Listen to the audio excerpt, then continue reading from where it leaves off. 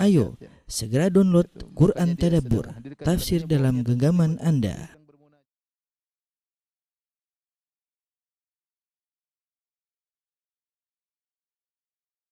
Bismillahirrahmanirrahim. Assalamualaikum warahmatullahi wabarakatuh. Alhamdulillahi ala ihsanih wa syukru lahu ala taufiqihi wa amtinanih wa asyhadu an la ilaha illallah wahdahu la syarika lahu ta'ziman li sya'nih wa asyhadu anna Muhammadan abduhu wa rasuluhu da'ila ridwanih. Allahumma salli alaihi wa ala alihi wa ashabihi wa ikhwani. Para pemirsa yang dirahmati oleh Allah Subhanahu wa taala, para hadirin hadirat, adik-adik dari TKI yang dimuliakan oleh Allah Subhanahu wa taala. Pada kesempatan bahagia ini insyaallah kita akan bahas tentang permasalahan yang penting, yaitu tentang tasyabbuh, yaitu meniru-niru suatu kaum, ya.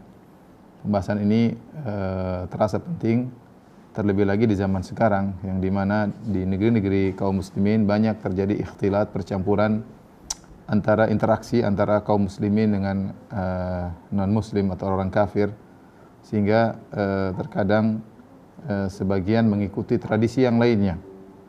Kemudian juga dengan adanya medsos yang dimana yang menguasai sarana informasi adalah orang-orang non muslim, orang kafir, tentunya mereka menunjukkan tradisi mereka, kebiasaan mereka, ibadah mereka dalam film-film mereka, dalam acara-acara mereka yang nonton orang-orang Islam diantaranya, ya, baik dewasa maupun anak-anak, yang akhirnya secara tidak sadar atau sadar, ya, disadari anak-anak remaja, anak-anak mengikuti tradisi-tradisi tersebut, karena guru yang paling cepat berhasil dengan tontonan.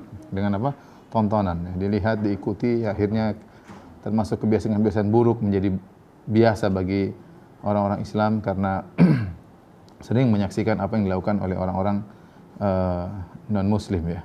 Bahkan bukan cuma tontonan, bahkan dalam sebagian game juga orang-orang non muslim tersebut, orang kafir tersebut meletakkan sebagian tradisi-tradisi mereka, ya, untuk ditonton oleh orang-orang Islam diantaranya. Kemudian di sisi lain kita dapati sekelompok orang yang juga terlalu berlebihan, tasyaddud, ya, berlebihan, ekstrim dalam masalah tasyabbuh, sehingga banyak hal-hal yang sebenarnya bukan merupakan tasyabbuh dianggap tasyabbuh, ya. Banyak hal yang bukan merupakan tasyabbuh dianggap tasyabbuh, sehingga akhirnya timbul pengharaman yang tidak pada tempatnya. Di lain sisi ada orang juga yang menggampangkan, meremehkan, sehingga seakan-akan tasyabbuh itu tidak ada, ya, bahkan tidak mengapa, ya, bercampur baur dengan orang-orang non muslim, bahkan dalam peribadatan mereka, bahkan dalam tempat ibadah mereka, dan ini terjadi di tanah air kita. Oleh karena kita ingin tahu bagaimana sikap tengah, ya, umat Islam, ya. Wa kadzalika ja'alnakum ummatan wasata. Kata Allah, demikianlah kami jadikan kalian umat yang tengah, ya. Umat yang tengah, bagaimana menyikapi ini semua. Tapi saya akan bahas sebelum saya membahas tentang dhawabit, tentang kaidah-kaidah berkaitan dengan tasyabbuh. Di sini ada beberapa muqaddimah yang ingin saya sampaikan berkaitan dengan masalah tasyabbuh, ya.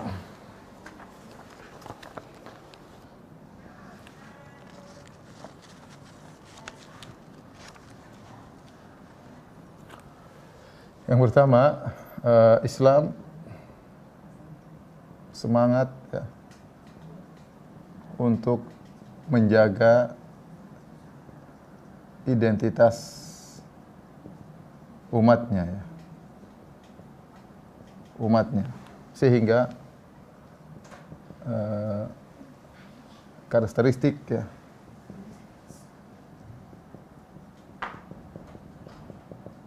umat Islam sebagai umat yang bertauhid harus terjaga. Perhatikan di sini, ya, ini bukan berarti, ya, bukan karena, perhatikan sini, bukan karena dendam, bukan karena dengki dan iri kepada umat yang lain,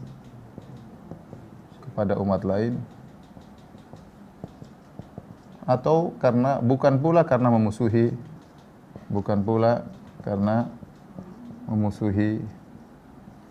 dan benci kepada umat lain. Ini harus kita ingat-ingat bahwasanya pembahasan larangan untuk tasyabbuh di antaranya dalam rangka untuk menjaga karakteristik umat Islam. Ya, identitasnya harus terjaga. Dan menjaga identitas adalah salah satu sarana untuk menjaga kejayaan umat, ya.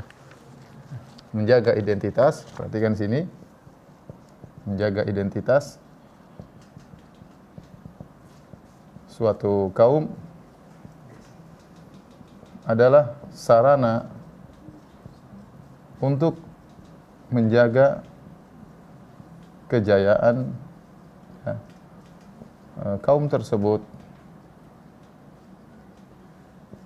Oleh karenanya, yang berpikiran seperti ini bukan cuma umat Islam. Saya ingatkan, yang berpikiran seperti ini bukan cuma umat Islam, bahkan umat-umat yang lain. Kalau kita disebut dalam sejarah-sejarah bagaimana mereka bisa menjaga identitas mereka untuk menjaga kelanggengan mereka, ya.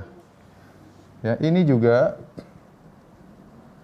dilakukan oleh umat-umat yang lain, umat-umat atau bangsa-bangsa yang lain, bangsa-bangsa di dunia.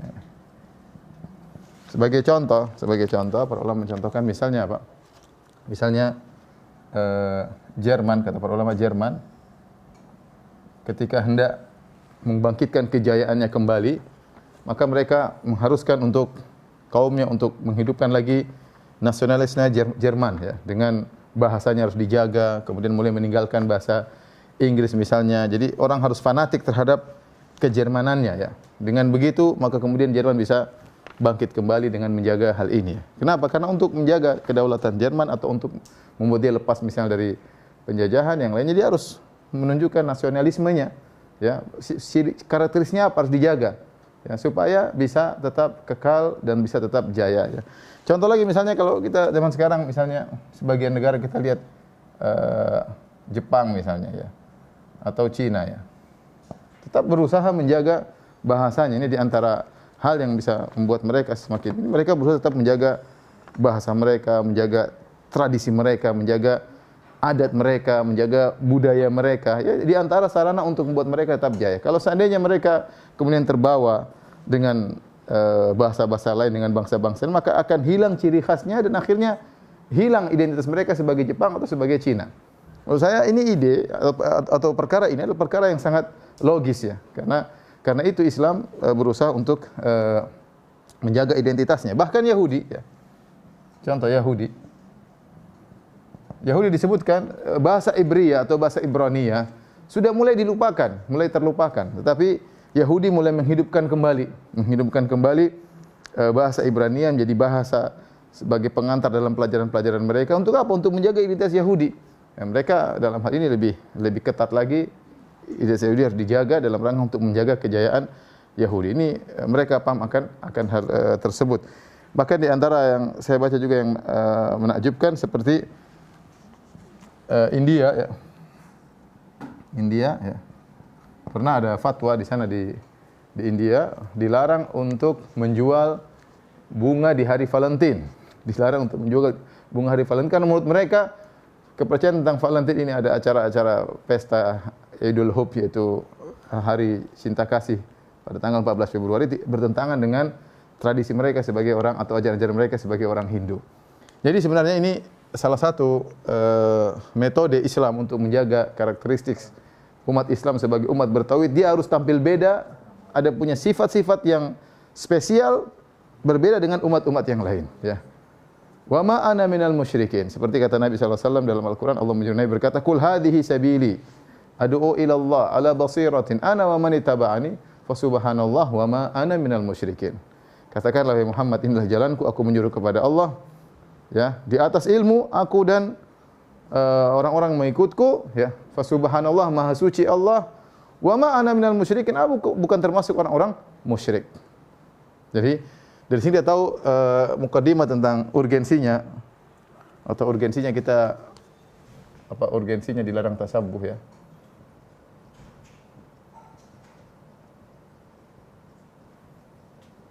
Ya. Di antaranya hal ini, ya. Semangat Islam untuk menjaga identitas umatnya. Kemudian hal yang kedua,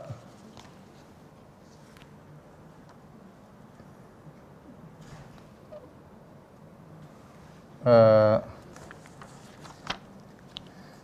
Islam memerintahkan umatnya atau mengingatkan umatnya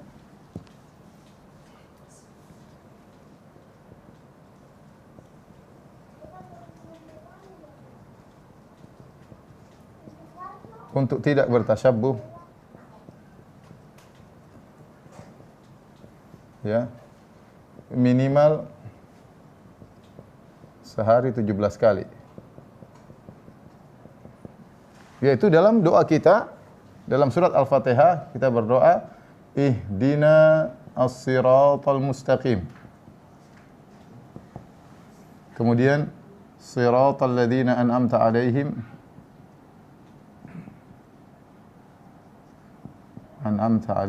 kemudian ghairil maghdubi 'alaihim waladdallin. Kata kita setiap hari 17 kali minimal dalam salat 5 waktu kita berdoa, ya Allah tunjukkanlah aku jalan yang lurus. Apa yang maksud siratal ladzina an'amta 'alaihim? Yaitu jalan orang-orang yang Kau beri nikmat kepada kami, bukan jalan-jalan orang Yahudi, ya, bukan jalannya orang Yahudi.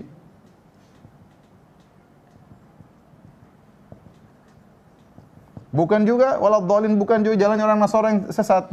Yang ini dimurkai Yahudi, orang sesat. Bukan pula jalan-jalannya orang-orang Nasara, kaum Nasara. Baik.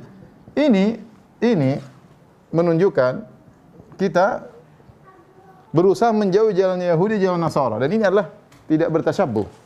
Ini artinya tidak bertasyabbuh. Karenanya Ibnu Taimiyah rahimahullahu taala punya buku judulnya, Ibnu Taimiyah menulis buku, ya, rahimahullah ta'ala menulis buku judulnya, buku yang sangat indah, buku dengan judul Iqtidha Siratil Mustaqim Mukhalafata Ashabil Jahim.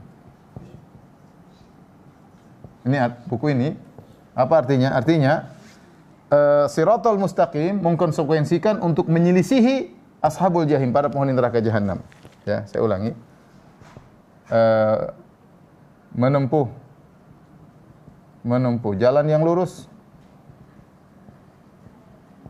berkonsekuensi menyelisihi para penghuni neraka.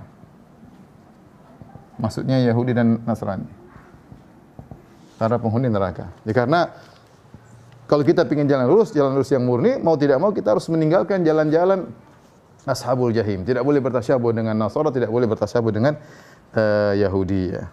Nah, ini menunjukkan pentingnya kita dilarang tasyabuh karena ini, agar kita bisa benar-benar menempuh jalan yang lurus. Konsekuensinya harus meninggalkan jalan-jalan yang tidak benar. Ya. Kemudian di antaranya yang menunjukkan urgensinya kita harus belajar ini,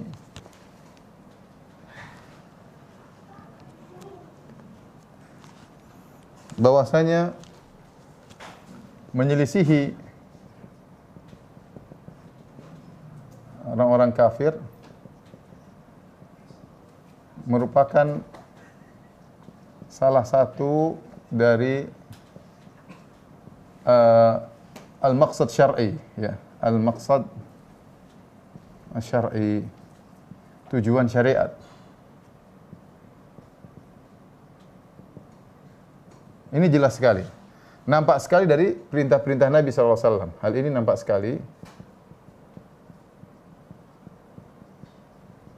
dari perintah-perintah Nabi SAW, dari larangan-larangan Nabi. Untuk bertasyabuh. Saya contohkan ya, misalnya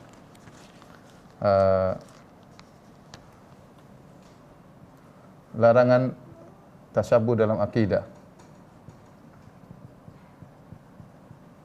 Dalam akidah. Kemudian di antara juga larangan tasyabuh dalam ibadat. dalam ibadah.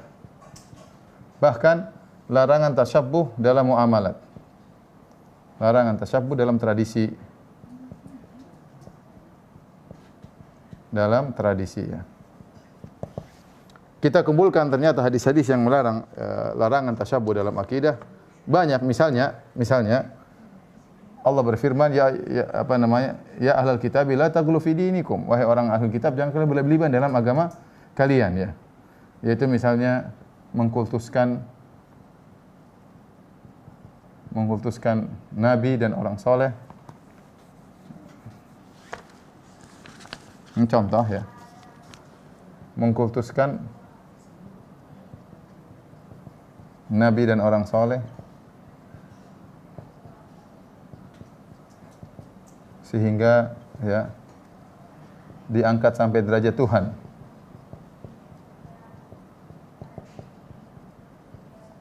Nabi SAW bersabda, "La tutruni kama atratin nasara ibn Maryam, innama ana abdun faqulu abdullahi wa rasuluh."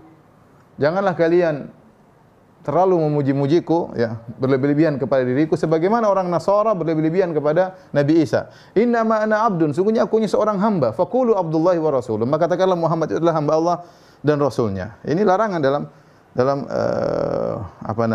mengkultuskan orang-orang saleh. Dan ini Rasulullah SAW larang ya. Kenapa? Bertasyabuh dengan orang-orang Nasara. Contoh lagi misalnya mengkultuskan kuburan orang soleh. Dan ini banyak ya. Rasulullah SAW larang karena kebiasaan apa? Orang Yahudi ya. Kata Nabi SAW, laknatullah alal Yahudi wan Nasara ittakhadhu qubur anbiya'ihim masajida. Semoga Allah melaknat atau laknat Allah terhadap orang Yahudi Nasara, mereka menjadikan kuburan nabi-nabi mereka sebagai masjid-masjid, tempat salat. Tidak boleh mengkultuskan kuburan orang soleh, jadikan tempat salat, tempat ibadah, jadikan tempat zikir, jadikan tempat salat ya, membangun masjid di situ, kemudian la tusallu ilal kubur, salat ke arah kuburan. Dan ini larangan tentang masalah akidah dilakukan oleh sebagian kaum muslimin terjerumus dalam larangan ini. Contoh, Nabi SAW larang ya, berkaitan dengan masalah akidah. Tapi dalam masalah ibadah juga banyak ya. Dalam masalah ibadah, contoh Rasulullah SAW ya menyuruh ya apa? Misalnya puasa tanpa sahur. Tanpa sahur. Ya Rasulullah larang ya. Rasulullah mengatakan tasahharu, bersahurlah kalian.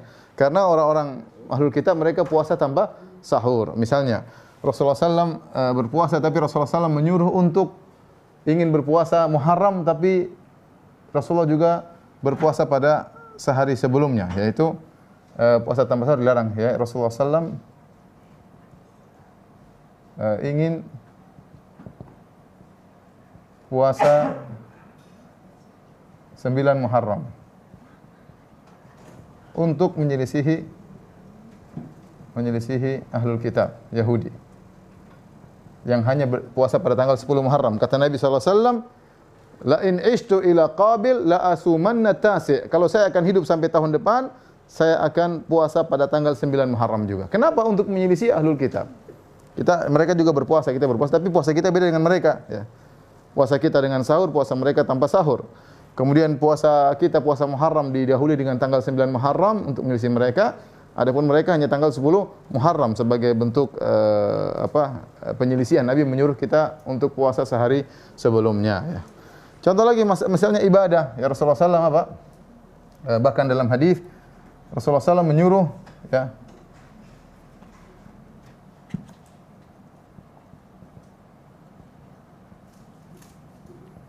salat ya, pakai sendal ya, dan sepatu. Ini zaman dahulu mereka orang-orang Yahudi Nasara kalau mereka beribadah tidak pakai sendal, tidak pakai sepatu ya.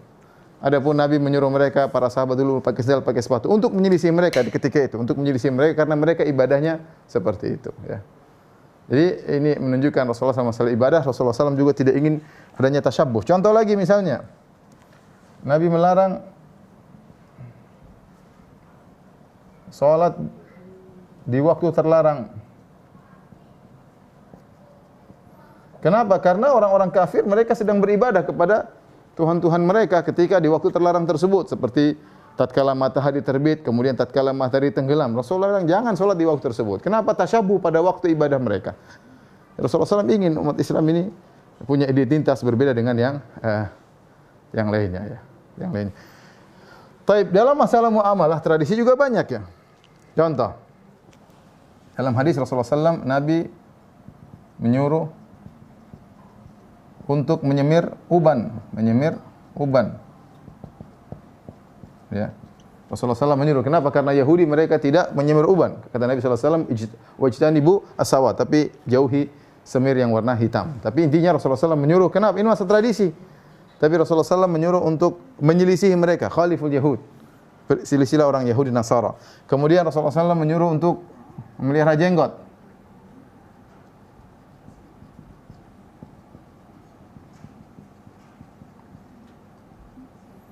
Nabi SAW, khaliful Yahud wal Majus. Selisihilah Yahudi dan Majusi. Ya. Kemudian a'ful liha, waffirul liha. Kata Nabi SAW, panjangkanlah jenggot, lebatkanlah jenggot. Kenapa? Selisihilah orang Yahudi dan orang-orang Majusi. Ini perkara tradisi, ini bukan ibadah. Ya, saya ingin jelaskan bahwasanya larangan tasyabuh itu berkaitan dengan akidah, berkaitan dengan ibadah, bahkan berkaitan juga dengan tradisi. Ya. Kemudian contohnya juga masalah bermuamalah dengan wanita haid.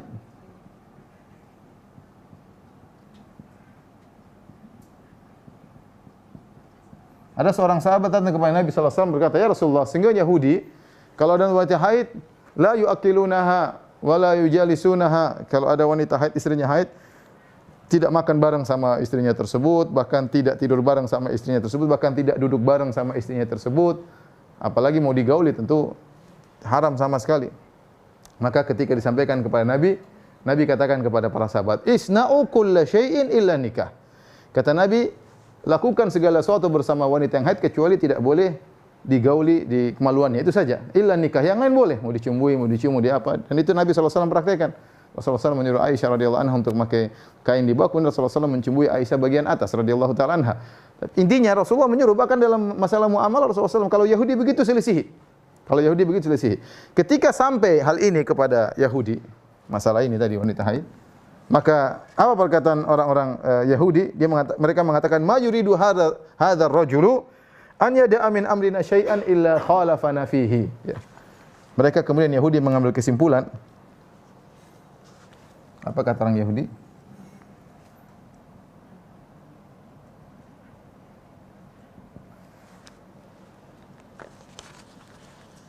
Tidaklah, kata mereka, tidaklah lelaki ini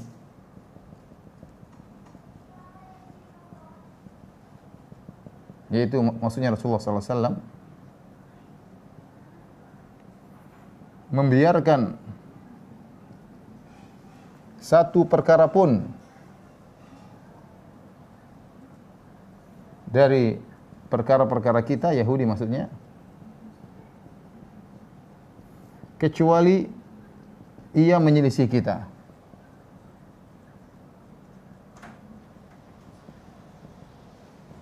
Kecuali ia menyelisih kita. Ini dipahami orang Yahudi. Muhammad ini orangnya suruh umatnya untuk menyelisih segala urusan. Akidah apalagi, kemudian ibadah, bahkan masalah tradisi. Ini contohnya tentu masih ada. Ini saya sekedar menyampaikan sebagian contoh bagaimana menyelisih orang-orang kafir merupakan salah satu dari minal maqasid syar'iyyah, tujuan syariat. Memang syariat ingin hal ini. Ya, syariat inginkan hal ini. Ingin kita menyelisih orang-orang Yahudi Nasara, demikian orang kafir, agar identitas kita tetap terjaga. Kemudian di antara perkara berikutnya yang menunjukkan urgensinya kita jangan bertasyabuh dengan orang musyrik, ya. Yaitu Rasulullah SAW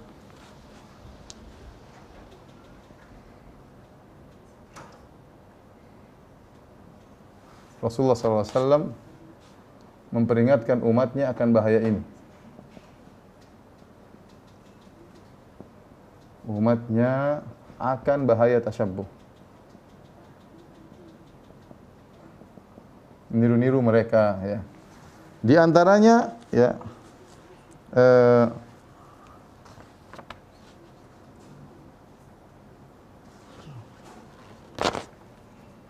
Di antaranya ya Rasulullah ingatkan Rasulullah SAW ya, sabda Nabi SAW, man tashabbaha biqaumin fahuwa minhum. Ya. Barang siapa meniru suatu kaum maka dia bagian dari mereka. Ini peringatan keras. Barang siapa meniru-niru suatu kaum, bertasyabuh kaum, maka dia termasuk dari mereka. Dan termasuk dari mereka ini, ya. Apa maksudnya termasuk dari mereka ini? Tergantung tingkatan tasyabuhnya, apa yang dia tiru. Ya, bisa jadi termasuk ini, bisa jadi akhirnya kafir. Bisa jadi ya tidak sampai kafir, tapi haram. Tergantung apa yang dia tiru ya. Kemudian di antaranya Nabi SAW memperingatkan juga, Nabi mengatakan ya, Nabi mengabarkan bahwasanya akan ada umat yang meniru mereka. Nabi SAW mengabarkan akan ada umat ini yang meniru mereka, yang bertasyabuh. Apa kata Nabi SAW? Hadis yang masyhur, la tattabi'unna sanana man kana qablakum shibran shibran zira'an zira'an hatta law dakhalu juhra dhabbin la dakhaltumuh. Kata Nabi SAW, sungguh la tattabi'unna sanana man kana qablakum, kalian akan mengikuti langkah-langkah sunnah-sunnah orang-orang sebelum kalian. Shibran shibran, yaitu sejengkal sejengkal, zira'an zira'an, yaitu zira'an bi zira'in, sehasta sehasta. Hatta law dakhalu juhra dhabbin, bahkan kalau ada di antara mereka masuk dalam lubang dhab, la dakhaltumuh, kalian akan masuk ke dalam lubang tersebut. Apa maksudnya shibran-shibran? Maksudnya sama persis shibran-shibran. Zira'an-zira'an itu sejengkal-sejengkal, sama shibran-shibran. Sejengkal-sejengkal, dia sejengkal, kita juga sejengkal, persis, sehasta-sehasta. Sampai Nabi menggambarkan bagaimana semangatnya orang-orang Islam mengikuti mereka, sampai Nabi SAW mengatakan, hatta law dakhalu juhra dhabbin, seandainya mereka masuk dalam lubang dhab, la dakhaltumuh, kalian akan ikut juga dalam masuk dalam lubang dhab. Padahal kita tahu lubang dhab itu adalah lubang yang sulit. Lubang dhab itu berkelok-kelok ya. Dan tidak mungkin dimasuki oleh manusia, tetapi Nabi menggambarkan seandainya ada yang mereka bisa masuk lubang dhab, pasti ada orang Islam yang ikut. Artinya ini menunjukkan semangatnya orang Islam mengikuti bertasyabuh orang-orang Nasara dan Yahudi. Sampai para sahabat mengatakan, Yahud wa Nasara, maksud anda Yahudi Nasara ya Rasulullah, kata Rasulullah SAW, faman idzan, kalau gitu siapa lagi kalau bukan mereka? Semangat orang Islam mengikuti Yahudi dan Nasara. Ya, saya sebutkan saja Rasulullah SAW bersabda, hatta law dakhalu juhra dhabbin la dakhaltumuh.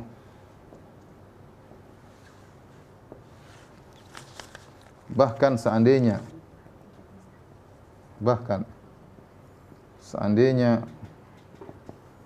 Yahudi dan Nasrani masuk dalam lubang dhab, kalian akan mengikutinya.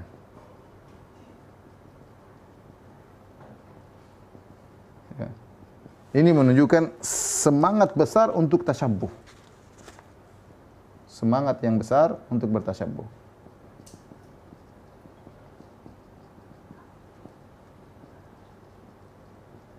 Coba antum lihat orang kafir, apa yang mereka lakukan kita ikuti semuanya. Apa mereka lakukan sampai kalau ada orang kafir berjalan di tengah jalan, di tengah kota, satu botak kepalanya, sebelah kiri rambutnya panjang, warnanya hijau, ada orang Islam yang mengikuti. Saking semangat, semua yang dilakukan orang kafir diikuti. Mau pakai celana robek kanan, robek kiri, belakang apa segala, diikuti semuanya. Ya. Dalam perkara ibadah, orang Nasara menyangka bahwasanya Tuhan bersatu dengan makhluknya, orang Islam lebih parah. Mengatakan bahwasanya wahdatul wujud, Islam bersatu dengan seluruh makhluknya. Kalau ya Nasara cuma mengatakan Allah bersatu dengan Nabi Isa, mereka enggak. Sebagian orang Islam seluruh bersatu dengan seluruh makhluk. Jadi maksud saya, ini semangat ya. Semangat untuk mengikuti orang-orang Yahudi dan Nasara. Termasuk di antara masalah perselisihan. Kata Nabi sallallahu alaihi wasallam, "Ikhtalafatil yahudu iftaraqatil yahudu ila 71 firqah wa iftaraqatin nasara ila 72 firqah wa sataftariqu hadhihi al-ummah ila 73 firqah." Yahudi terpecah menjadi 71, yang Nasara terpecah menjadi 2, umat ini terpecah menjadi 73 golongan. Banyak hal ya. Hasad, dengki, tidak mengamalkan ilmu dan macam-macam. Ini semua menunjukkan tentang urgensinya kita tidak bertasyabbuh. Baik. Kalau ditanya, apa hikmah dilarang bertasyabbuh? Nomor 5 ya.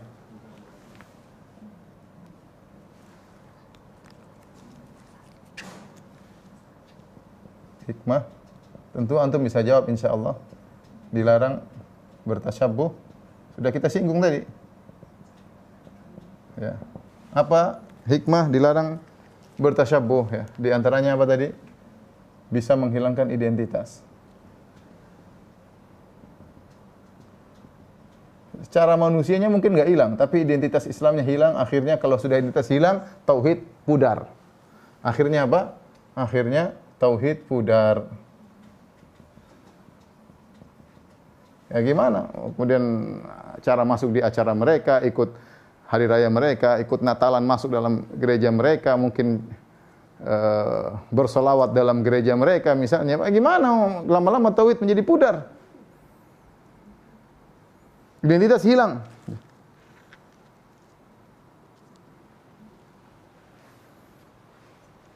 Kemudian di antaranya juga larangan, hikmah dilarang tasyabbuh ya. Tasyabbuh artinya ini, tasyabbuh bisa menghilangkan identitas tauhid ya. Kemudian apa? Yang kedua, tasyabbuh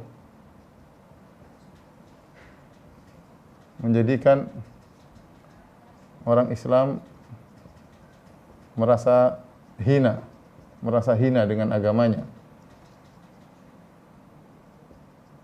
Jelas ini ya. Namanya orang yang mengikuti itu derajatnya rendah daripada yang diikuti. Ya. Kalau kita ngikuti orang, kita ya kenapa kita harusnya diikut kita? Kita ikut dia menunjukkan kita itu rendah. Akhirnya Islam ngikutin, akhirnya kita menganggap mereka suatu kaum yang agung, masalah duniawi, akhirnya kita lupakan agama kita sedikit demi sedikit. Makanya dilarang untuk tasyabbuh. Kemudian juga di antara hikmah dilarang tasyabbuh. Ya, tasyabbuh menghilangkan wala wal bara. Wala dan bara ini istilah tersendiri, masalah loyalitas ya. Kata Allah Subhanahu wa taala, la tajidu qauman ya yu'minu billahi wal yawmil akhir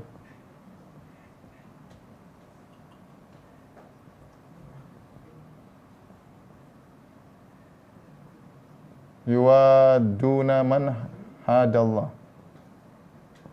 wa rasulah. Kata Allah Subhanahu wa taala, kau tidak akan mendapati suatu kaum yang beriman kepada Allah dan hari akhirat yang bermesra-mesraan mencintai orang-orang yang musuhi Allah dan Rasulnya. Itu jelas. Ya, kalau kita semua ikut-ikutan mereka, bukan yang sekedar hilang kebencian, hilang kebencian terhadap syirik, hilang gairah terhadap tauhid, hilang, semua hilang. Bahkan kita cinta sama mereka, bahkan kita ngikuti mereka, bahkan kita senang dengan mereka, selesai. Identitas Islam hilang. Ini diantara hikmah-hikmah kenapa kita dilarang untuk bertasyabbuh ya. Baik secara dunia kita merasa rendah di hadapan mereka ya. Kalau ketemu mereka nunduk karena merasa kita ngikutin mereka, namanya yang mengikuti lebih benar daripada yang diikuti. Sisi akidah semakin pudar ya, semakin pudar. Wala wa bara kita buang, loyalitas karena Islam juga dibuang ya. Padahal dalam Islam harus ada al wala wal bara. Loyal karena Islam dan benci karena Islam. Baik.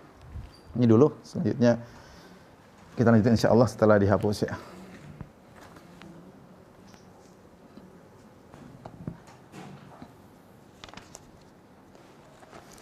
Ini bahasan yang inti adalah tentang kaedah-kaedah dalam masalah tasyabbuh, sehingga kita bisa bedakan mana yang halal dan mana yang haram.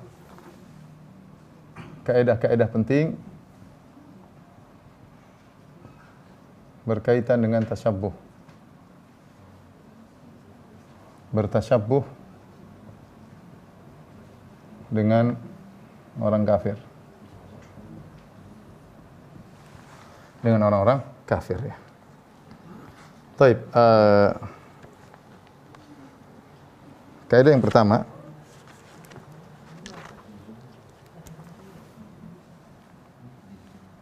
taib, sebelum saya menyampaikan kaidah-kaidah ini ada muqaddimah ya, berkaitan dengan ini, peringatan. Di antara keistimewaan Islam,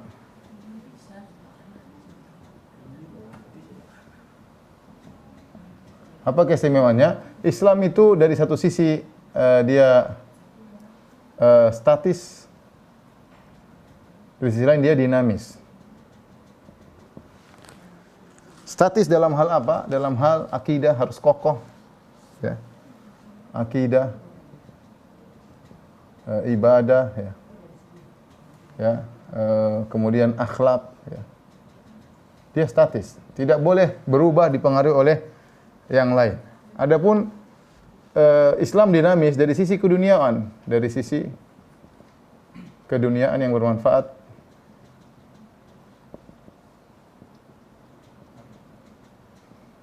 Maka Islam dinamis, bisa ngikuti, bisa fleksibel.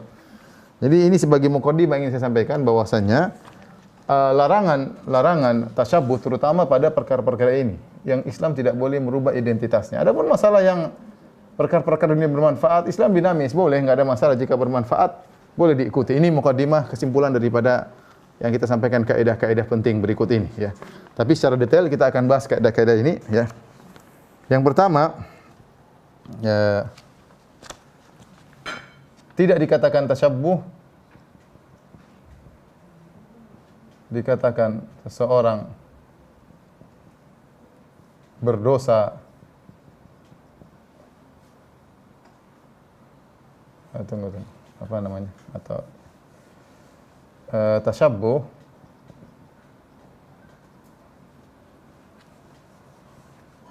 untuk dikatakan tasyabbuh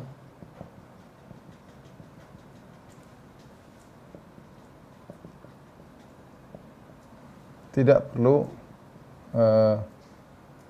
perlu niat, tapi seseorang baru berdosa jika berniat.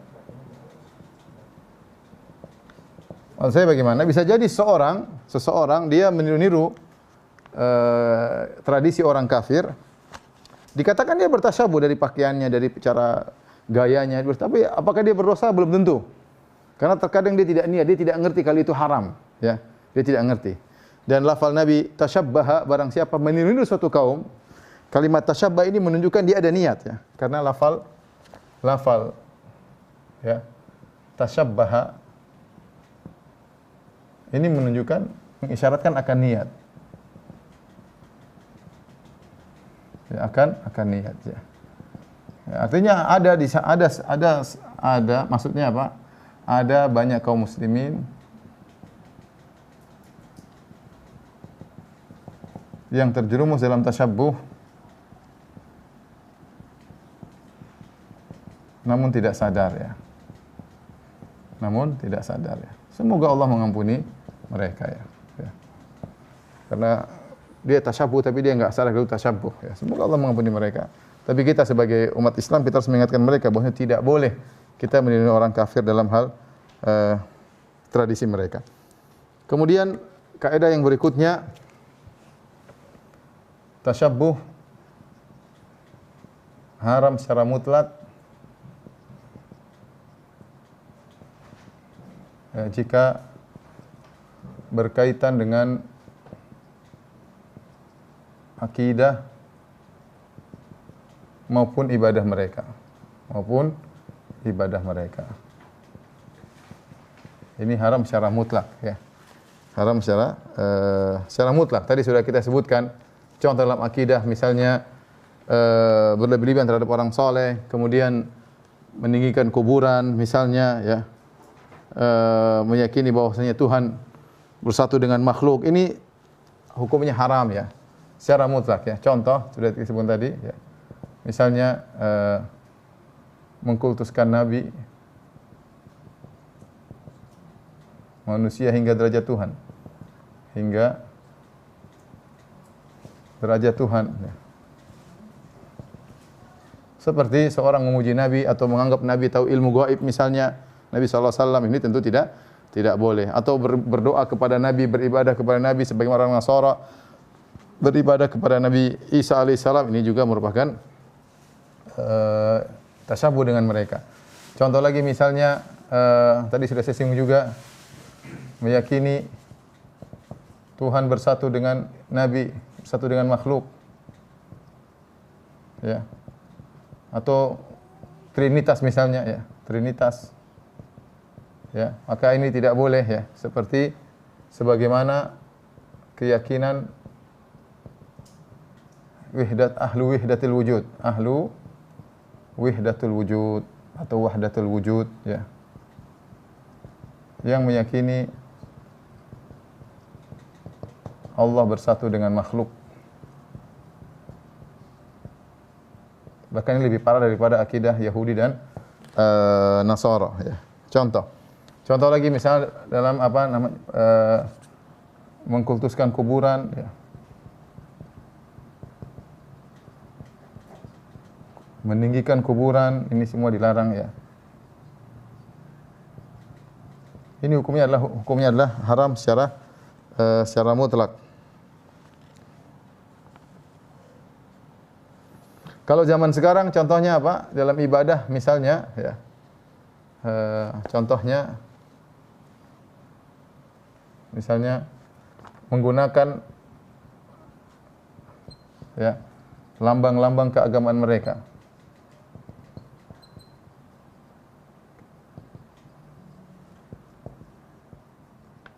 Contohnya apa? Salib, ya, menggunakan salib misalnya. Misalnya bintang Daud, ya, bintang Nabi Daud, ya, yang nggak salah, bagaimana bentuknya, ya, bintang 6 lah, ya. Nah, itu bintangnya Daud. Ini juga simbol-simbol tersebut tidak boleh dipakai, ya. Misalnya mengkuncir jenggot, ya. Jenggot ala Yahudi, ya. Contohnya lagi misalnya pakai songkok tidak penuh kepala, ya, ala pastor, ya. Songkok setengah kepala, ya, ala pastor dan rabi Yahudi, ya. Ya. Ini contoh pakai songkok sini aja, ya, gaya ini tidak boleh kita, karena itu kebiasaan mereka, ini ciri khas mereka, ya. Tapi ini 1, 2. Kemudian yang ketiga, ya,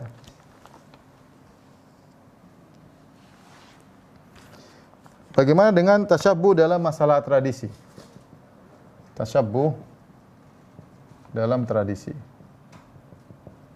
Ada syaratnya, ya. Haram jika tradisi tersebut merupakan ciri khas mereka. Ciri khas mereka. Adapun jika bukan ciri khas,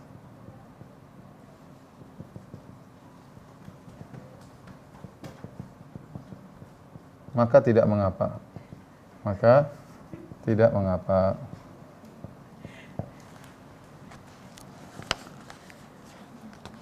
Ya. Contoh yang merupakan ciri khas mereka. Contoh apa? Hari Valentine, ya. Apa lagi? Hari apa lagi? Hari Halloween, ya, apa? Perayaan Halloween. Valentine, ya. Halloween tulisnya gimana? Halloween, ya. Halloween, ya. Hah? Ya, sebegitulah yang ada gambar love-nya begini, kan? Hari cinta, ini semuanya adalah tradisi mereka. Ya. Kemudian banyak perayaan-perayaan mereka ya. Perayaan-perayaan yang lain ya. Baik. Adapun jika bukan tradisi mereka,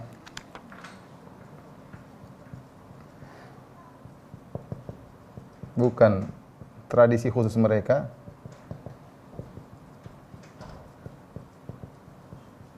maka tidak mengapa.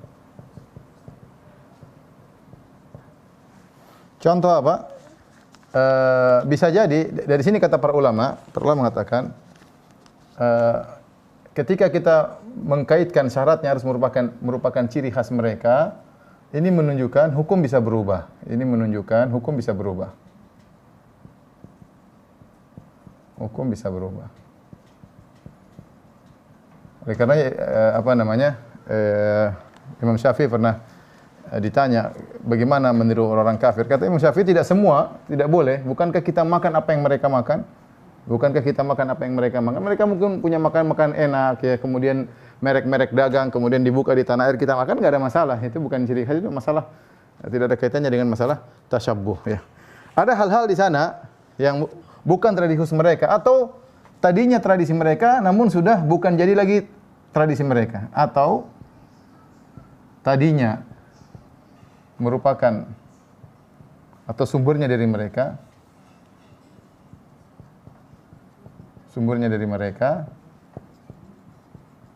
namun sudah tidak lagi jadi tradisi khusus mereka.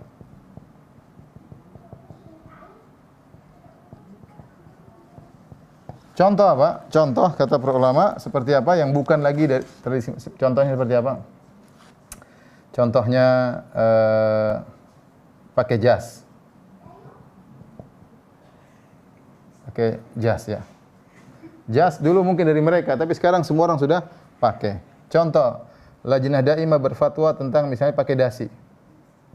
Dasi dulu mungkin asalnya dari mereka, tapi sekarang semua orang sudah pakai, tidak jadi masalah. Tidak dikatakan bahwa ini tradisi orang pakai dasi berarti dia adalah orang kafir, enggak. Ya, sudah jadi perkara yang umum. Coba pakai apa lagi? Pakai celana bantalon. Apa nama bahasa Indonesianya? Ya, jeans bisa. Jeans maksudnya bukan jeans ya? Celana jeans ya. Nah, terus celana laki-laki apa yang biasanya laki-laki yang apa? Bukan yang biasa, celana yang ya celana panjang apa? Bukan sirwal, celana panjang bantalon kalau bahasa Arab, saya enggak tahu bahasa Indonesia. Celana bantalon ya misalnya. Ya seperti ini. Ini mungkin dari mereka asalnya dari mereka. Tetapi ini sudah jadi sudah dipakai oleh kaum muslimin seluruhnya dan tidak menjadi ciri khas mereka. Tatkala itu hukumnya sudah berubah. Ya.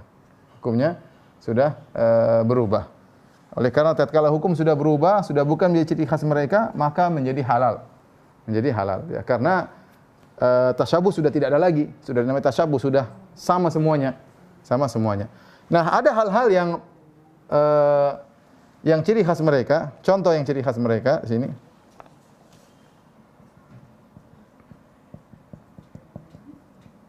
Dalam maras tradisi, selain ini ya, contoh yang lain ya. Ini lanjutan. Ya. Contohnya, kalau berkabung pakai baju hitam.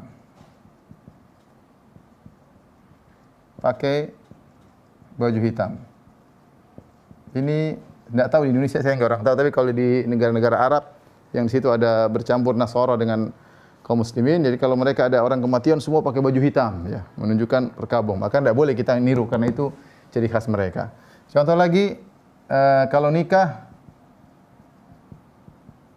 yang wanita pakai gaun putih. Panjang ya. Ini menurut sebagian ulama bahwa ini mereka ada keyakinan dalam hal ini ya.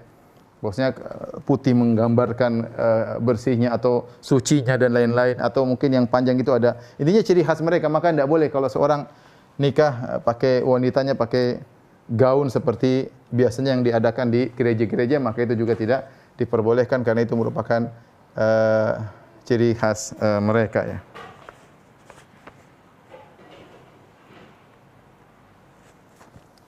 Taib. Yang berikutnya, ya.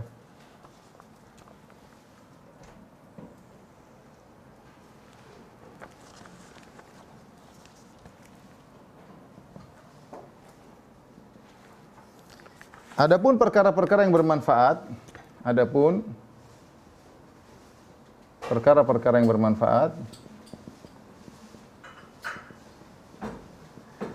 berkaitan dengan teknologi dan lainnya. Teknologi misalnya, kesehatan misalnya, pola hidup yang sehat dan lain-lain. Maka ini tidak mengapa. Ini tidak ada kaitannya dengan tasyabbuh. Dengan tasyabbuh, ya. Ya.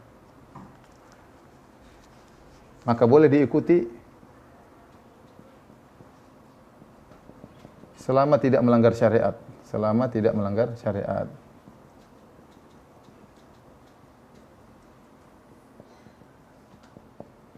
Contoh, seperti sebagian kawan mengatakan yang mereka bergaul sama orang Yahudi. Kata mereka orang Yahudi itu kalau kita pasti undang makan oleh mereka. Selalu yang dihidangkan pertama adalah buah, ya. Ya, mereka punya tradisi seperti itu katanya, atau sebagian orang kafir, saya lupa Yahudi yang lain, tapi mereka punya tradisi makan buah dulu katanya.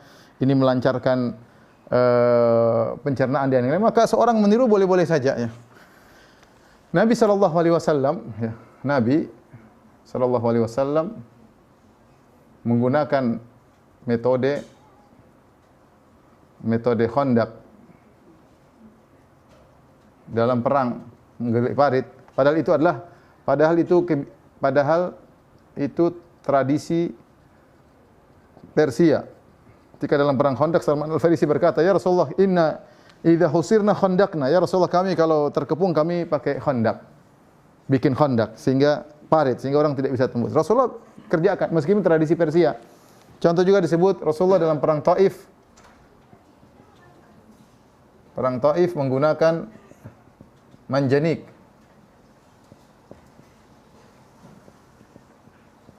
Manjanik semacam ketapel besar, ya, bisa dengan melempar, ya. Dan ini bukan metode Arab, bukan metode orang-orang Arab, tapi import, adopsi dari luar. Dan ini Nabi gunakan. Contoh lagi, Rasulullah SAW, Nabi pakai cincin untuk surat resmi. Ketika Rasulullah SAW ingin menulis surat kepada raja-raja, maka diberitahu kepada Nabi, "Ya Rasulullah, kalau Anda kirim surat tanpa ada cap resminya, maka mereka tidak akan akui." Makanya Rasulullah SAW akhirnya pakai cincin, ada tulisan Muhammad Rasulullah untuk stempel suratnya. Ini bukan metode orang Arab, tapi metode etika negara yang diadopsi oleh Nabi SAW, namun bermanfaat. Ya. Dari sini tidak dilarang bagi kita untuk mengambil manfaat dari teknologi orang yang telah dicapai orang kafir, karena Allah membuka dunia bagi mereka, misalnya kecerdasan dan lain-lain. Kita boleh, ya. Kita kalau bahasa kita tasyabbuh dalam hal ini enggak ada masalah, ini bermanfaat. Ya. Yang jadi masalah teknologi tidak diikuti, yang diikuti telanjangnya diikuti, mabuknya diikuti, itu yang diikuti, ya. Akhlak yang buruk diikuti, durhaka sama orang tua diikuti, ya, dan yang lainnya. Tapi kalau masalah teknologi malah tidak diikuti, ya. Ya, padahal dibolehkan dalam syariat untuk mengambil manfaat dari mereka dalam hal-hal seperti ini. Baik, satu lagi yang saya sampaikan, ya. Tasyabbuh meniru yang ke berapa ini? Yang ke-6, yang ke-5.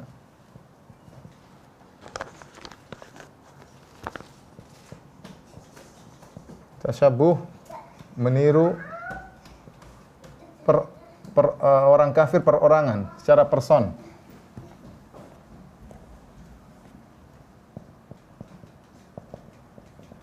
Secara person. Ini hukumnya juga tidak boleh, ini hukumnya haram. Contoh apa? Mengikuti model rambut Bon Jovi misalnya. Ya. Contoh mengikuti, ini zaman saya Bon Jovi, sekarang udah mati, saya nggak tahu juga. Mengikuti gaya rambut, ya, gaya rambut Bon Jovi misalnya. Masih hidup kan, saya nggak tahu. Masih, ya? Semoga Allah kasih hidayah. Contoh lagi, misalnya mengikuti, ya, baju atau rambut atau kepangnya Madonna misalnya. Tidak tahu Madonna masih ada atau tidak, zaman dulu ada. Misalnya ini contoh potongan rambut gaya ini, iya, iya. Zaman sekarang mungkin Lady Gaga. Dan yang lain. Jadi ini seperti tidak boleh kita mengikuti orang kafir tertentu, kita ikuti gayanya. Ini tidak boleh. Ini orang kafir, Rasulullah melarang jangan mengikuti tradisi orang kafir ya. Maka ini harus diperhatikan juga, tidak boleh tasyabuh meniru orang kafir secara person ya. Baik, ini dulu. Selain terakhir kita akan bahas tasyabuh lelaki dengan perempuan. Di antara tasyabuh yang dilarang adalah tasyabuh lelaki dengan perempuan. Di antara juga tasyabuh, misalnya tidak boleh memakai nama-nama orang-orang kafir ya. Punya anak kasih nama misalnya Petrus ya misalnya. Ya. Punya anak kasih nama George ya misalnya apa? George ya. Tidak boleh ya. Karena tadi menunjukkan pengagungan dia terhadap mereka. Orang Islam harus menjaga identitasnya. Atau sekarang mudah-mudahan sekarang ikut anak-anak muda ikut apa? Suka nonton drakor, drama Korea, akhirnya ikuti gaya-gaya Korea ya. TikTok itu hukumnya haram ya. TikTok ya. Bukan ada Korea kemudian joget ikut joget Korea. Korea nyanyi ikut gaya-gaya Korea, ini semua hukumnya haram yang sedang menimpa banyak anak-anak muda di zaman sekarang. Waliyadzubillah ya. Baik. Terakhir kaidah-kaidah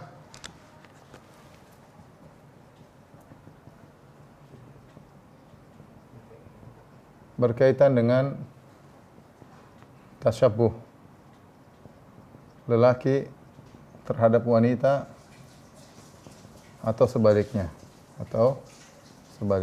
ya. Tentunya Rasulullah SAW melarang hal ini. Dalam hadis kata Nabi SAW, la'ana Rasulullah SAW, la'anallah al-mutashabbihat, la'anallah al-mutashabbihat minan nisa birrijal wal mutashabbihin minar rijal bin nisa. Kata Nabi sallallahu alaihi wasallam ya, Allah melaknat para lelaki yang meniru wanita dan para wanita yang meniru para lelaki.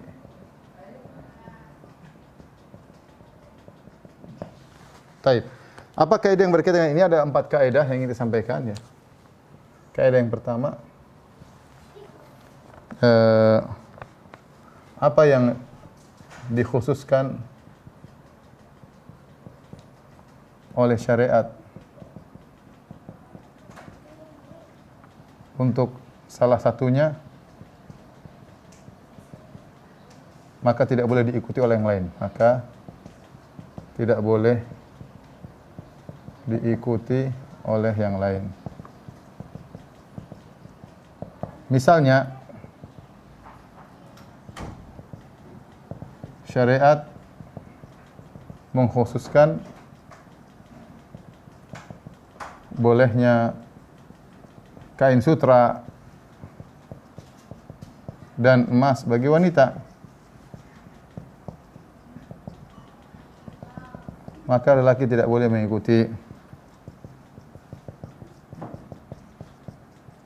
Ya. Dalam hadis ketika Nabi sallallahu alaihi wasallam memegang kain sutra dan emas, kata Nabi sallallahu alaihi wasallam, hadani ya haramun ala dzukuri ummati ya.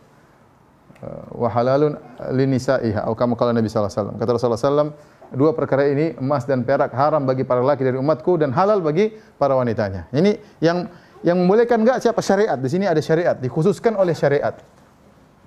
Dikhususkan oleh syariat untuk perempuan, maka laki-laki tidak boleh meniru ya, tidak boleh niru-niru karena ini khususan syariat yang mengkhususkan. Ini yang kedua, sama seperti yang nomor 1, tapi apa yang dikhususkan oleh urf,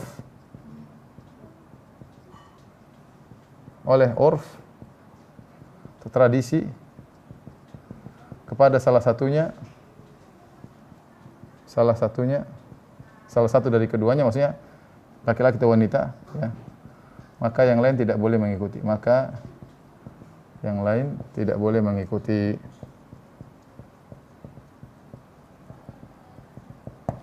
Dan ini banyak, misalnya apa ya? Misalnya rok, ya. Rok buat wanita. Ya. Maka lelaki tidak boleh pakai rok, ya. Misalnya apa lagi? Anting-anting, ya. Buat wanita, ya. Maka lelaki tidak boleh mengikuti. Misalnya celana khusus lelaki, maka wanita tidak boleh memakai, misalnya. Ya, adapun celana yang bisa laki-laki bisa perempuan berarti tidak khusus. Berarti tidak khusus, ya. Berarti tidak khusus, misalnya, ya. Atau baju ternyata sesuatu. Pokoknya intinya yang merupakan khusus wanita secara urf itu wanita yang pakai, maka laki-laki tidak boleh mengikuti, ya. Nanti kalau karena apa? Berpengaruh dari cara bicara, cara berpikir. Ya, akhirnya laki-laki menjadi bencong, ya, kemayu-kemayu, ya. Kemudian yang wanita yang menurut laki-laki jadi gagah perkasa, berbahaya bagi suami mereka. Kemudian yang ketiga,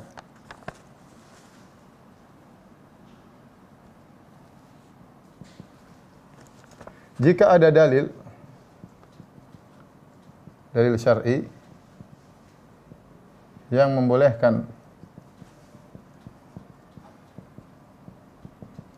keduanya untuk melakukan hal tersebut atau memakai hal tersebut, memakai sesuatu, maka tidak ada tasyabbuh. Contoh cincin. Cincin, dalil syar'i menunjukkan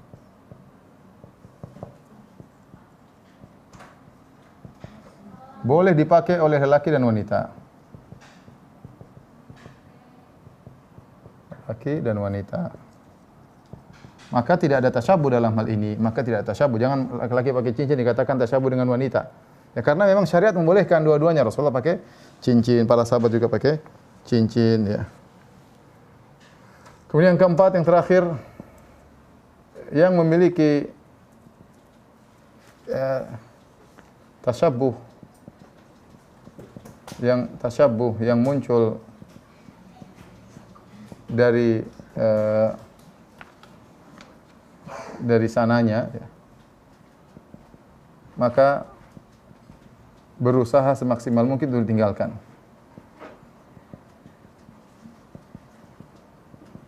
ditinggalkan.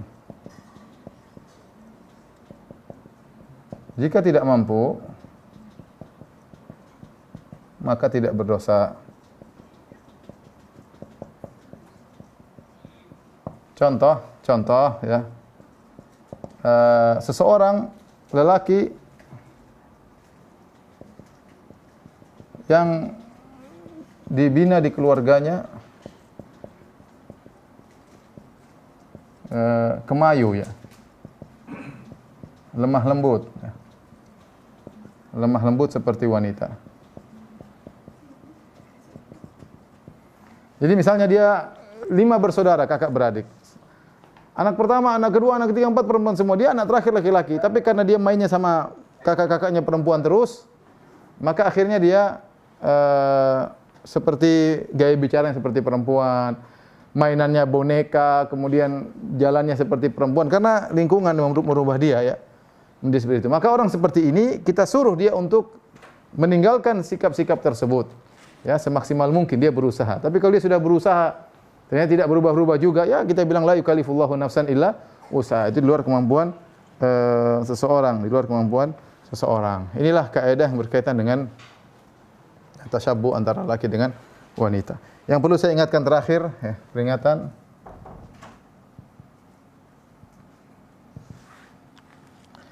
Larangan untuk tasyabbuh kepada orang kafir, bertasyabbuh dengan orang kafir bukan berarti berarti membolehkan kita menzalimi mereka. Jangan sampai salah paham ya. Ya, kita tidak boleh menzalimi siapapun. Ya, makanya Allah mengatakan la yanhaakumullahu 'anil ladzina lam yuqatilukum fid din wa lam yukhrijukum min diyarikum an tabarrum wa tuqsitu ilaihim innallaha yuhibbul muqsitin. Allah tidak melarang kalian untuk berbuat baik dan berbuat adil kepada orang-orang kafir yang tidak memusuhi agama kalian dan tidak mengusir kalian dari negeri kalian. Sungguhnya Allah mencintai orang-orang yang berbuat adil. Jadi bukan berarti kita larang tasyabuh, tetap kita berakhlak mulia sama mereka. Tetapi identitas kita tetap terjaga ya. Nah, mereka mau perayaan silahkan, kita toleransi. Tapi bukan berarti kita ngikut-ngikut ke situ. Ya enggak. Ya, malakum dinukum waliyadin misalnya. Ya. Kemudian juga Rasulullah SAW pernah bersabda, ala man zalama mu'ahadan. Ya. Aw intaqasahu aw kallafahu fawqa taqatihi. Aw akhadha min malihi bi ghairi tibi nafsin fa ana hajijuhu yaumal qiyamah. Kata Nabi SAW, ketahuilah kalau ada yang menzalimi orang kafir yang orang kafir muahad, yaitu orang kafir yang punya perjanjian damai dengan kaum muslimin, yang mungkin datang ke tanah air kita, atau sedang berjalan. Kalau ada yang menzalimi dia atau merendahkannya, ya kemudian tanpa hak, ya kemudian kalau jadi anak buahnya dipekerjakan orang kafir, kamu jadi pembantu udah kerja yang setengah mati, ya membebani dia di luar daripada kemampuannya, gajinya wajar tapi pekerjaannya disengaja diberat-beratin karena dia kafir, ya.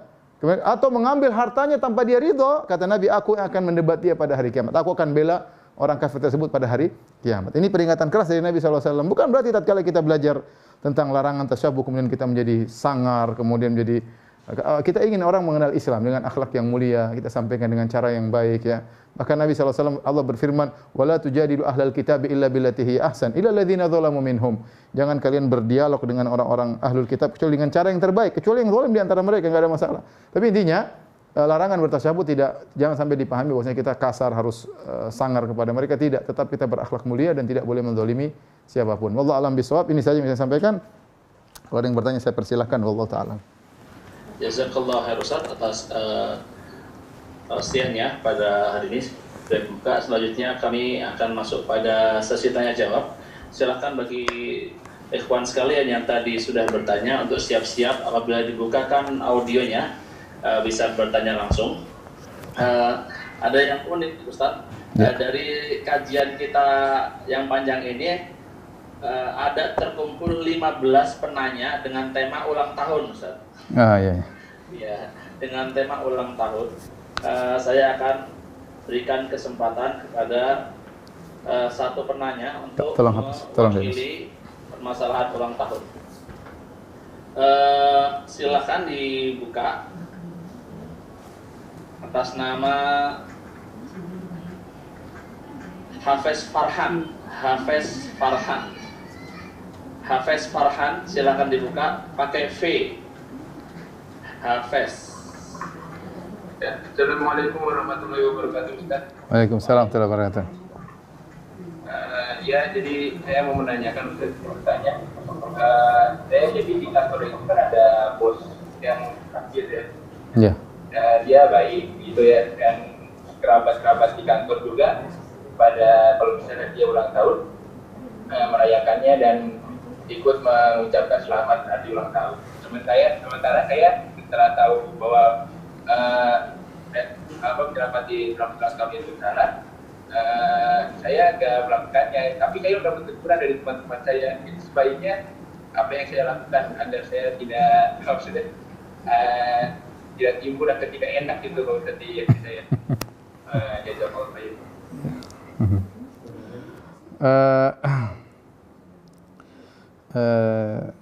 Di antara tradisi-tradisi ya, a'yad ya,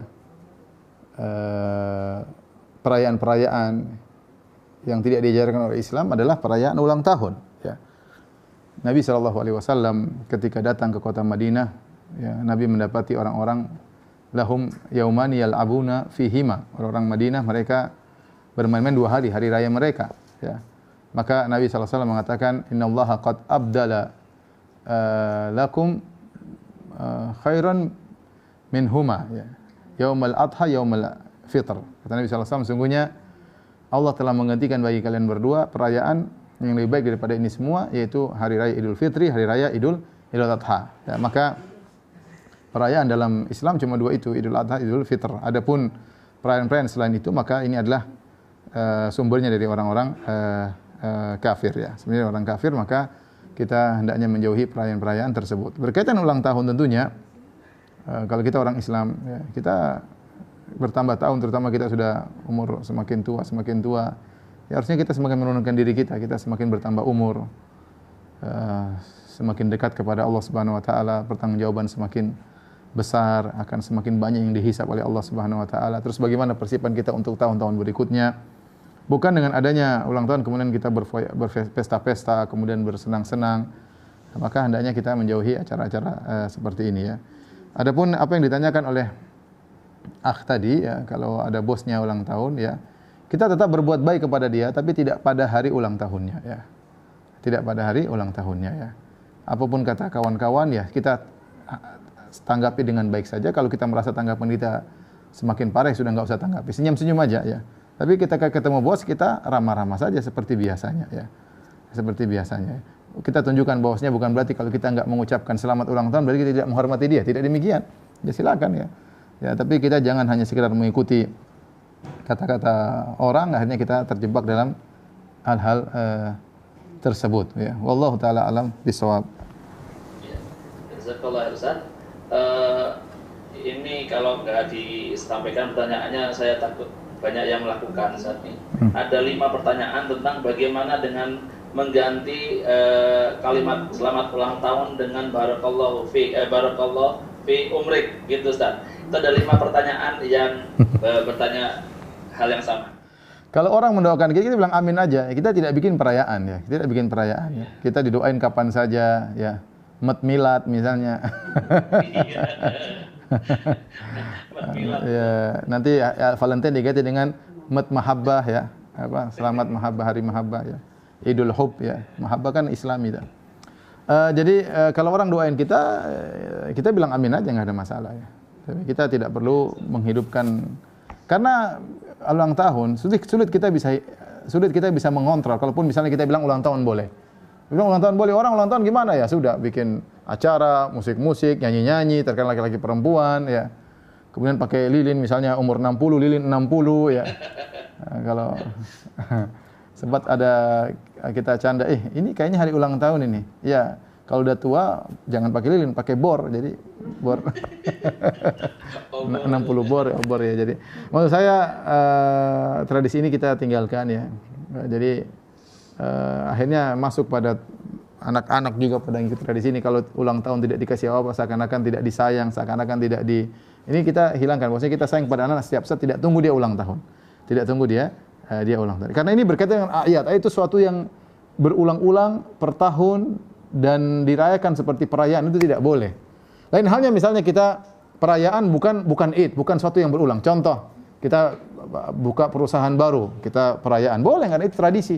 Contoh naik pangkat, bikin perayaan, enggak apa-apa, itu tradisi. Itu bukan suatu Id, itu suatu yang al-aud, dari suatu yang berulang-ulang. Maka kalau setiap tahun dirayakan, ini tentunya menjadi Id, dan dalam Islam tidak ada Id kecuali 2, Idul Fitri, Idul Adha. Tapi kalau ada acara-acara yang lain, perayaan senang-senang selama tidak melanggar syariat ya, maka tidak jadi masalah selama bukan Id. Iya. Oke, Ustaz. Syukur Ustaz. Pertanyaan selanjutnya saya bacakan dari Rebelia.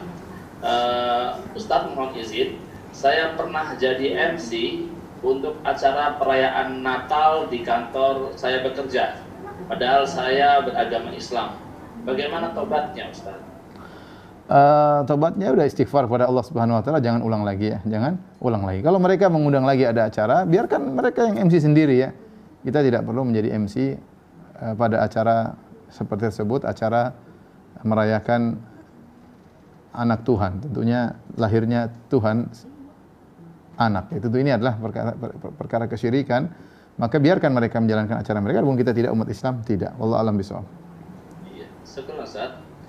Pertanyaan selanjutnya, ada banyak pertanyaan terkait masalah ini. Ada sekitar 3 pertanyaan dari Yulia di Purawi Bawah, saya bacakan. Ustaz izin bertanya, kalau tukeran cincin pada saat menikah, apakah itu termasuk tasabuh atau bukan, Ustaz? Saya tidak tahu apa itu ciri khas mereka atau bukan. Kalau bukan ciri khas mereka, sudah menjadi dan tidak. Jadi begini, ada tradisi yang mereka lakukan. Kalau tradisi tersebut di baliknya ada suatu nilai ibadah, keyakinan, tidak boleh kita ikuti selama-lamanya. Tidak akan pernah bisa berubah. Tetapi kalau ada tradisi yang mereka lakukan bukan tidak dibangun di atas suatu keyakinan tertentu dan ternyata tradisi tersebut sudah tersebar ke seluruh dunia bahkan kepada kaum muslimin sehingga tidak menjadi ciri khas mereka, maka tidak jadi masalah. Nah, saya tidak tahu tukar cincin ini ya. Nah, beda halnya seperti kalau lagi lamaran kasih cincin ini para ulama mengatakan tidak boleh. Karena terkadang kalau sudah cincin seakan-akan statusnya seperti sudah nikah. Bahkan bisa pacaran lah, bisa inilah, bisa anulah, seakan-akan sudah jadi istrinya padahal belum, ya. Tapi lain halnya kalau sudah menikah, apakah tradisi ini saya tidak tahu, ini perlu penelaahan. Apakah tradisi tukar cincin ini merupakan tradisinya orang kafir khusus ataukah sekarang sudah semua orang melakukannya, ya. Kalau masih merupakan ciri khusus mereka, maka sebaiknya ditinggalkan, tidak boleh. Tapi kalau ternyata sudah bukan ciri khas mereka, orang Islam juga semuanya seperti itu dan ini tidak ada kaitannya dengan ibadah, tidak ada keyakinan tertentu, maka hukum asal tradisi adalah boleh. Hukum asal tradisi adalah boleh, namun saya tidak tahu hakikat hal tersebut, apakah dia tradisi khusus atau bukan. Wallahu a'lam bishawab. Setelah Ustaz, pertanyaan selanjutnya dari Ana di Tangerang. Ustadz mohon izin menanyakan terkait menggunakan KB atau kontrasepsi bagi para akhwat untuk mengatur kelahiran anak. Apakah ini termasuk tasawuf yang dilarang?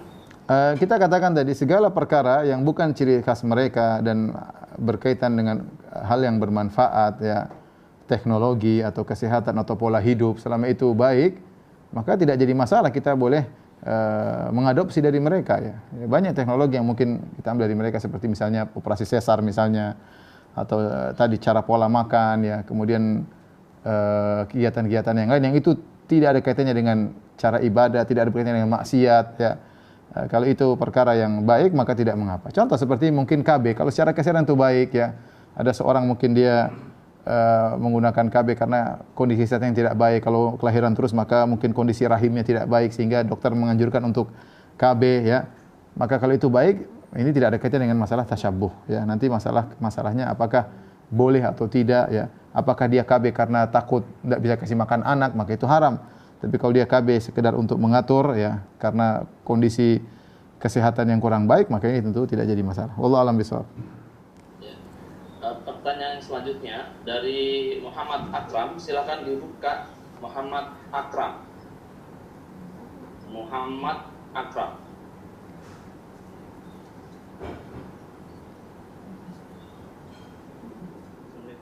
Waalaikumsalam warahmatullahi wabarakatuh.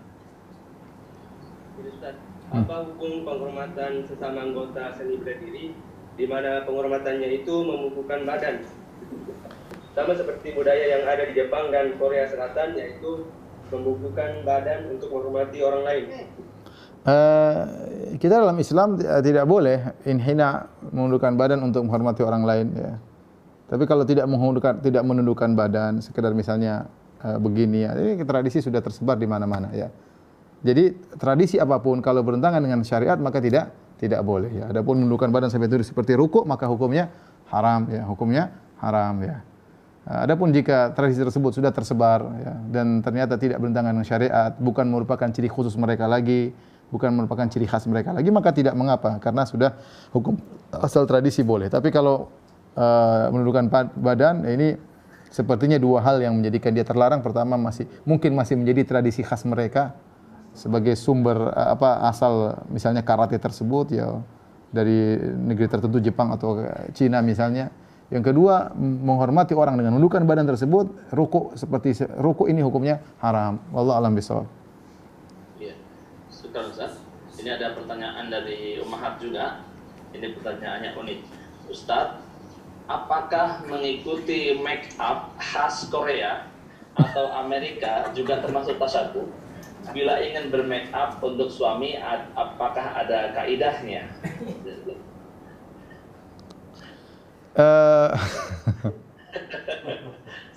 Korea, Ustaz. Iya. Aduh, repot ya.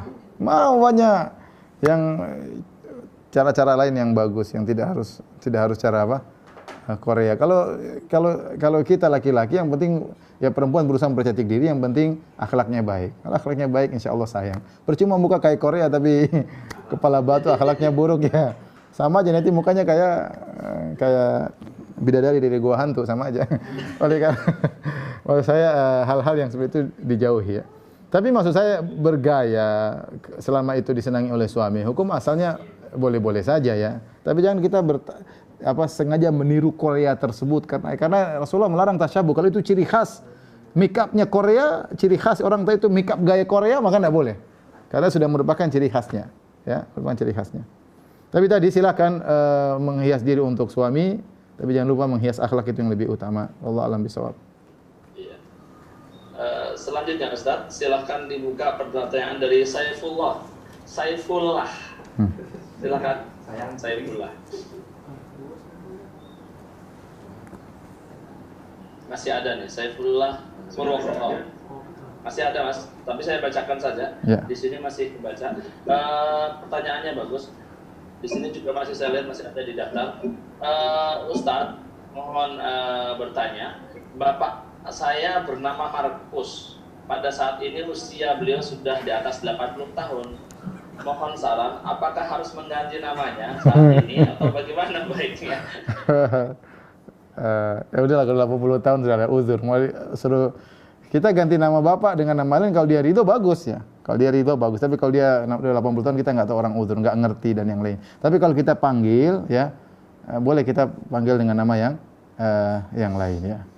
Kayak itu ciri-ciri nama-nama orang-orang Nasara ya. Iya, Markus Ustaz ya. Iya. Ya. Terima kasih. Ustaz, ini pertanyaan selanjutnya. Kapan pertanyaan terakhir Pak? Pertanyaan terakhir? Masih banyak sekali. Enggak, ya, cari yang terakhir. Saya coba cari situ, pilih yang terakhir yang mana coba. Ada enggak? Yang terakhir nih yang banyak yang jadi pertanyaan masalah ini Ustaz. Dari Haddad, silahkan dibuka Haddad. Ini masalah memanjangkan rambut bagi ikhwan Ustaz. Iya. Gondrong. Iya. Ustaz. Iya, silakan. Haddad Bandung. Iya. Saya silakan Bang. Apakah kalau kita memanjangkan rambut itu bagian dari tasabuh kepada wanita? Oke, ini berkaitan dengan tradisi. Berkaitan dengan apa? Tradisi. Kalau tradisi tersebut berubah menjadi ciri khas wanita, ya misalnya, maka sebaiknya kita hindari ya. Kita tahu bahwasanya Rasulullah SAW rambut beliau pernah panjang ya, sampai ke pundak ya. Demikian juga sebagian orang-orang saleh pun demikian ya. Tetapi kalau kita di tanah air kita ya, kita tidak melarang. Yang penting laki tersebut rapi, kemudian menjaga rambutnya ya, sehingga tidak kita katakan dia tasyabuh dengan wanita ya. Kecuali kalau memang rambut panjang ciri khas wanita ya, sementara kita laki-laki ya, dan laki-laki tidak ada yang berambut panjang ya, itu mungkin baru kita bahas. Tapi kenyataannya sekarang masih banyak laki-laki berambut panjang. Tetapi bukan berarti kalau kita berambut panjang, laki-laki berambut panjang, kemudian kita meniru gaya-gaya wanita dalam mengurusi rambut tersebut. Itu yang hati-hati ya. Jadi kalau kita rambut panjang ya kita gaya laki, rambut panjang gaya laki bagaimana, tidak jadi masalah ya. Tetapi tadi ini karena ini masalah tradisi, maka kita lihat maslahat dan mudarat. Lihat maslahat dan mudarat. Kalau kita di suatu tempat ternyata orang memandang rambut panjang adalah suatu yang tercela, ya sudah, kita sebaiknya tidak perlu ya, karena mereka tidak ngerti, karena akan menimbulkan tuduhan-tuduhan yang tidak. Tapi kalau orang-orang udah ngerti, tidak jadi masalah rambut panjang. Toh dia berambut panjang tapi dia berakhlak mulia, tapi tetap menunjukkan kelaki-lakiannya, ya maka insya Allah tidak jadi masalah. Jangan sampai rambut panjang, kemudian pakai konde, kemudian pakai bando, kemudian lama-lama ini repot kalau gitu ya. Itu yang saya khawatirkan ya. Saya khawatirkan ya. Tapi kalau rambut panjang tapi tetap nampak sikap laki-lakinya, insya Allah tidak jadi masalah. Demikian saja Bang Pitung apa yang bisa saya sampaikan. Mohon maaf karena terbatasnya ilmu dan juga waktu. Semoga bisa ditanyakan kepada ustaz-ustaz yang lain. Wabillahi taufiq wal hidayah. Assalamualaikum warahmatullahi wabarakatuh.